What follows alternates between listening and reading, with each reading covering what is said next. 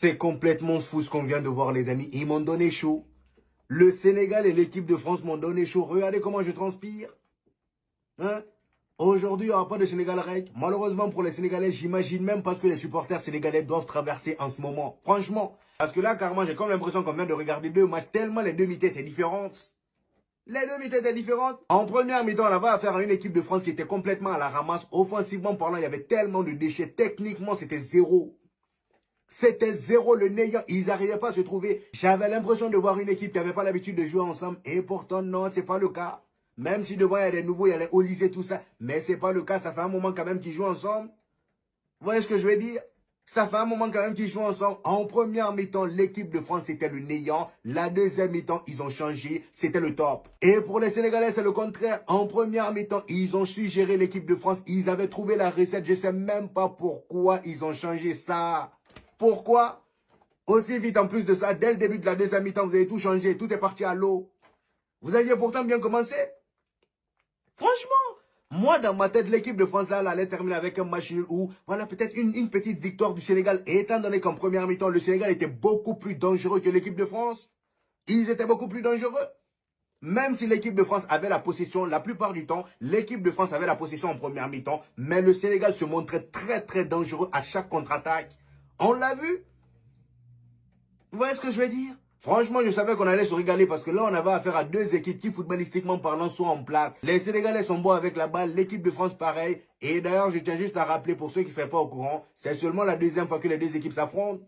Seulement la deuxième fois, la dernière fois qu'ils se sont affrontés, c'était en 2002 et le Sénégal avait gagné 1-0. Donc dans ce match-là, je m'attendais à ce qu'il se passe des trucs intéressants. Et il s'est passé des trucs intéressants en deuxième mi-temps. La première mi-temps aussi était très intéressante, même si du côté de l'équipe de France, il n'y a pas eu énormément d'occasions. Seulement un tir, les amis, en première mi-temps pour l'équipe de France. Ça montre à quel point ils étaient à la ramasse. Voilà, là c'est la preuve ultime. Qu'est-ce que vous voulez d'autre? Seulement un tir en première mi-temps. L'équipe de France, une équipe où il y a Olysée, Kylian Mbappé, Désiré Doué et le ballon d'or Ousmane. Voilà, un tir en première mi-temps. Tellement le Sénégal les avait maîtrisés. Franchement, je ne m'attendais pas à cette fin-là. Pour moi, voilà, soit Sénégal gagne ou match nul parce que c'était tellement bien maîtrisé. Le Sénégal était bien en bloc. Bien en bloc. Hein?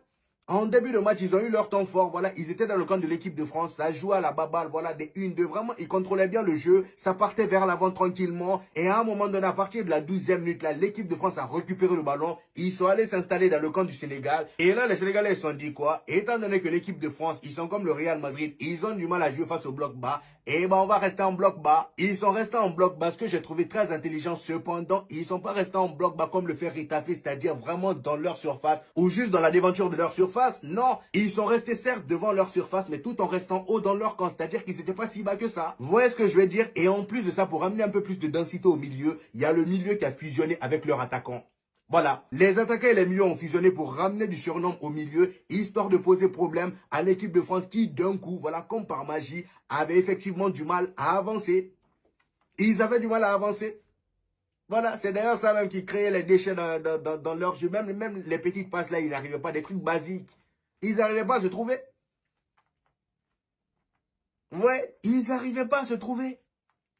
Désiré Doué, on ne le voyait pas. D'ailleurs, Crépin Diatta l'a tellement bouffé lui en première mi-temps. On ne le voyait pas. Magnifique première mi-temps d'ailleurs de Crépin Diatta. Lui, de toute façon, j'ai l'habitude maintenant. Il me choque à chaque match. Voilà, à chaque grand rendez-vous, il est toujours là. Tellement propre dans ses prises de décision, ses récupérations, laisse tomber. Ses retours défensifs, j'en parle même pas. Vous voyez ce que je veux dire? Défensivement, en plus de ça, Koulibaly, comment il s'appelle, Koulibaly et Niakate sont bien occupés de Kylian Mbappé. Lui aussi, transparent. De l'autre côté, Olysée, on ne le voyait pas tant que ça. On ne le voyait pas tant que ça. En fait, dans l'équipe de France, le seul qui était bon, c'était Upamecano. C'était le seul boss de leur défense. Le gars, il faisait des retours incroyables. On sentait réellement sa présence. Encore un incroyable match d'Upamecano. Vous voyez, Upamecano était le seul en première mi-temps. Le seul. Et un peu Tchouaméni aussi. Sinon, à part ça, le reste, c'était le néant. Jules Koundé n'y arrivait pas sur son côté, laisse tomber. Lui et Olysée, ils n'arrivaient pas à s'entendre. C'est pourquoi je vous ai dit, j'avais l'impression de voir une équipe, voilà. Il n'y avait pas d'automatisme. Il n'y avait aucun automatisme. Ouais, les Sénégalais avaient la recette parfaite. Et ils restaient en place et dès qu'ils récupéraient le ballon, allez, ça partait en compte sur les côtés. Ça partait directement en compte sur les côtés. Et ce qui est bien, c'est qu'ils ont des attaquants qui savent jouer au foot, qui sont techniques, qui sont rapides. Donc franchement, cette stratégie-là était la meilleure. Dès que vous récupérez le ballon, vous partez en compte pour les faire mal dans leur dos. Et c'est justement comme ça que la plupart de leurs occasions qu'ils ont ratées en première mi-temps sont venues. Voilà. Ismail Assar qui rate la grosse occasion en fin de première mi-temps. Franchement, s'il aurait marqué ça, je pense que ça n'aurait pas été la même histoire. Il aurait marqué ce but-là. Le caviar que Sadio Mané lui lâche. Tu es seul devant les cages. Enfin, lui, c'est un Ferran Torres. Ismail Assar, aujourd'hui, là, vraiment, il a copié-collé les qualités de Ferran Torres. Je pense qu'il a regardé le match de Ferran hier. C'est ça le problème. Faut pas trop, en tant qu'attaquant, éviter de regarder les matchs de Ferran, s'il vous plaît. Franchement, parce que ça peut vous influencer. Ça peut vous influencer. Regardez ce qu'Ismaël il fait aujourd'hui. Voilà, dernière minute de la première mi-temps, tu as un caviar de Sadio Mané comme ça, tu pars tirer en l'air. Tu pars tirer en l'air. Jackson aussi. Jackson qui aujourd'hui en première mi-temps a énormément pesé sur la défense de l'équipe de France. C'était l'un des meilleurs Sénégalais. Le gars en première mi-temps aussi tape la barre. Il a tapé la barre sur une magnifique occasion. On l'a lancé en profondeur. Il a allé les plus rapides que les défenseurs français. Il vient sur le côté gauche. Il tire. Il y a Mayan qui essaye d'arrêter la balle. Ça tape la barre et Mayan récupère. Ils en ont eu des occasions, les Sénégalais. Je crois au total, en première mi-temps, il y a eu 5 tirs pour les Sénégalais. Alors que l'équipe de France, ils ont fait seulement un tir. Vous voyez comment ils les ont maîtrisés? Vous voyez comment ils les ont maîtrisés? Comment, en voyant ça, on aurait pu penser qu'en deuxième mi-temps, l'équipe de France allait les éteindre? Comment? Dans quel monde? Hein, les Sénégalais, quelle instruction vous a donné? Pourquoi vous avez changé? Vous étiez bien. Pourquoi vous avez changé? L'équipe de France avait zéro espace. Ils n'arrivaient pas à avancer en première mi-temps tellement votre bloc était efficace et solide. Tout le monde faisait les efforts, ça courait. Ça courait. Et là, en deuxième mi-temps, la deuxième mi-temps commence. Je vois déjà l'équipe de France se balader. Je me dis, attends, ils ne se baladaient pas comme ça en première mi-temps. Qu'est-ce qui s'est passé d'un coup là? Je ne comprends pas. Je ne comprends pas. Tu vois des espaces entre les joueurs sénégalais. Je dis, mais qu'est-ce qui les prend? Resserrer. Et ils ont commencé à libérer de l'espace, sauf que l'équipe de France, faut pas laisser de l'espace à l'équipe de France. Ils ont des joueurs qui sont faits pour ça, qui sont construits pour ça. T'as Kylian Mbappé dans une équipe. T'as Olysée dans une équipe. Ousmane Dembélé. Hein? Désiré Doué. Et toi, tu laisses de l'espace. Ou bien tu as tout pris la confiance, c'est ça? Parce qu'en première mi-temps, tu les as maîtrisés. Tu as dit, bon, là, en deuxième mi-temps, on va essayer d'être un peu relax. Faut pas être relax. Relax. Faut pas être relax. Vous êtes trop relâchés. Deuxième mi-temps, ça commence à libérer de l'espace. Je vois une équipe du Sénégal qui est plus trop compacte. Et là, Kylian Mbappé, Olysée surtout, a commencé à s'amuser. Déjà, le gars il a commencé à lâcher des caviars à Kylian Mbappé en passant juste en tant que numéro 10. Juste ça. Comme quoi, l'équipe de France avait juste besoin d'un petit changement. Ousmane Dembélé à droite et comme ça, Olysée passe en 10. Ou soit Ousmane Dembélé, tu le sors et Olysée, tu le mets en 10. On parle de quelqu'un qui a marqué qui a fait je ne sais combien de passes décisives cette saison. Avec le Bayern, je crois 25 ou je ne sais combien. En termes de passe, il ne faut pas jouer avec lui. Ne lui donne pas l'espace, sinon il va voir. Il a la vision pour ça. Hein? Il a la vision pour ça. Là, on parle d'un joueur à 200 millions d'euros. Franchement, Florentino Pérez, je sais que là, tu es dans un mood. Tu es dans un mood de recrutement, de choquer le FC Barcelone. S'il te plaît, si tu veux vraiment les choquer, va chercher Olysée. Même 200 millions d'euros, je parie à 100% qu'il va les rentabiliser. Je parie à 100% qu'il va les rentabiliser. Vous avez vu les caviars qu'il a lâchés à Kylian Mbappé. Heureusement que Kylian était généreux. Hein. Heureusement que Kylian était généreux. Sinon là, aujourd'hui, c'est minimum triplé. Minimum. Olysée a commencé à lui lâcher des caviars. Il a lâché un premier caviar qui a été mal géré par Kylian Mbappé. Juste après, je crois, il y a eu le pénalty non sifflé pour Kylian Mbappé pour l'équipe de France. Alors là, pour le coup, je sais pas ce que vous en pensez, mais moi, j'ai trouvé qu'il n'y avait pas pénalty. Sadio Mané ne touche pas Kylian Mbappé. Certes, il met son pied, mais on voit très bien qu'il ne le touche pas. C'est vrai qu'il y a un contact entre les cuisses de Sadio Mané et Kylian Mbappé. Mais sur ce moment-là, si on regarde bien, c'est Kylian Mbappé qui vient en sautant. C'est là qu'il touche la cuisse de Sadio Mané. Sinon, en soi, Sadio Mané, son intervention ne touche pas Kylian Mbappé.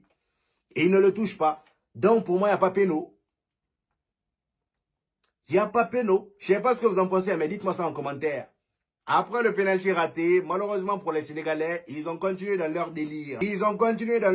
La nouvelle stratégie, je ne sais pas si c'est leur coach qui leur a dit de jouer comme ça, mais franchement, ça a payé cash à la 106e minute.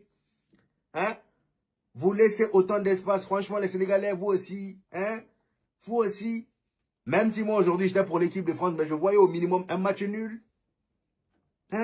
Ils ont changé, il y a Olysée qui était en 10. Le gars, il a encore lâché une passe laser en profondeur. Par contre, magnifique appel de Kylian Mbappé. Hein. C'est bien beau de le critiquer, mais là, aujourd'hui, là, vraiment, sa deuxième mi-temps qui nous a sorti, là, félicitations à lui. Vous savez que moi, je suis pas compliqué. Félicitations à lui, sa deuxième mi-temps d'aujourd'hui était juste incroyable. Il n'y a rien à dire. Hein? Quand il faut le dire, il faut le dire. Et quand il ira sur le terrain, je le dirai aussi. Vous me connaissez déjà pour ça. Aujourd'hui, sa deuxième mi-temps est impeccable. L'appel qu'il fait à Olysée, là, sans cet appel-là, il n'y a pas. La passe ne vient pas. La connexion entre les deux est juste incroyable. Et c'est là même, malheureusement, pour Ousmane Dembélé, j'ai senti que, Ousmane Dembélé, j'ai comme l'impression qu'il dérange un peu dans cette équipe-là. Parce que bizarrement, dès qu'il quitte un peu en même temps, c'est pas un 10. Tu mets Ousmane Dembélé 10, c'est normal que le gars, voilà, il fasse n'importe quoi un peu ou qu'il bloque des connexions. C'est normal. C'est pas un 10. Ousmane Dembélé, dès qu'il a libéré la place à Olysée, la connexion avec Kylian Mbappé s'est faite directement. Kylian Mbappé reçoit le ballon et il place la balle. Mendy n'a rien pu faire. But. Voilà. But. Juste après ça, le Sénégal qui enchaîne deux changements. Il y a Mbaye qui rentre, il y a Diarra également qui rentre. Et il y a aussi, comment il s'appelle, Bradley Barcola qui rentre. Sauf que lui, il rentre à quel moment? À la 80e minute. Et devinez quoi? Lui aussi, il claque son but sur une passe en profondeur. Vous-même, vous avez vu la passe, hein? Vous-même, vous avez vu la passe, hein? Le caviar qu'il y avait au milieu. En même temps, c'était prévisible. C'était prévisible Carrément, ça me fait bugger. C'était prévisible que le Sénégal allait encore plus se découvrir. Et étant donné qu'ils ont un but à égaliser, il fallait bien qu'ils sortent. De toute façon, ils avaient commencé à sortir pour rien. Il fallait bien qu'ils sortent. Ils ont commencé à se découvrir. Et ça a laissé un boulevard. Voilà, dans le milieu et derrière. Barcola, elle est rentrée, lui, voilà. Lui, il demande que ça, hein, de l'espace, et c'est tout. Il t'enchaîne avec une accélération. Il reçoit la balle. C'est même pas qui lui fait la passe en profondeur. Je crois que c'est Rabiot, si je me trompe pas. Barcola vient, il lobe le gardien, but, même pas 3 minutes d'entrée. Il est rentré à la 80e minute et il claque ce but-là à la 82e minute. Magnifique but. À partir de là, moi, je savais que ça allait être compliqué pour le Sénégal de remonter tout ça. 2 buts à 0. 2 buts à 0.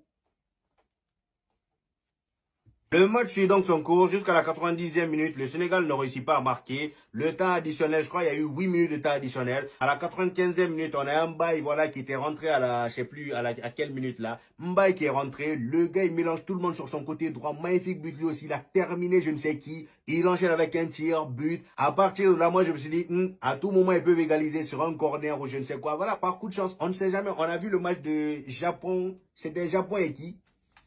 En tout cas, il y a eu un match là où voilà, le Japon a égalisé à la dernière minute. Sans moi, je m'attendais à ce genre de scénario-là, sauf que Kylian Mbappé a dit niet, pas aujourd'hui. C'est sa compétition. Pas aujourd'hui. Lui, il avait des bouches à fermer, surtout moi, ma bouche en premier. Et il avait des bouches à fermer. Voilà, le gars, il récupère le ballon. Il s'est placé en plein milieu du camp sénégalais et il a lâché une mine. Mendy, encore une fois, n'a rien pu faire. C'est rentré direct. Il devient le meilleur buteur de l'histoire de l'équipe de France en Coupe du Monde. Qu'est-ce que vous voulez?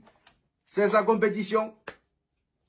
Voilà, c'est sa compétition. Et attention, cette histoire de ballon d'or là va reprendre. Hein, qui mérite le ballon d'or? Parce que là, la Coupe du Monde qui attend Ousmane Dembélé, là, ça n'a pas l'air d'être terrible. Hein.